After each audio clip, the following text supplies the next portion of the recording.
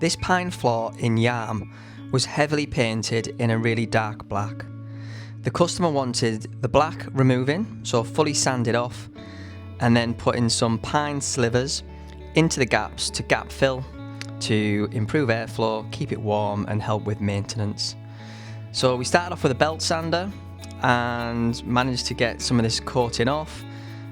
Took a while to do, but we eventually got there with some long hours put in to get this paint off. Lots of sanding belts used on this job as well. So the next step was to get the floor nice and even and flattened, glue in the pine slivers, hammer them down, and then take them off once they're dried with a multi-tool.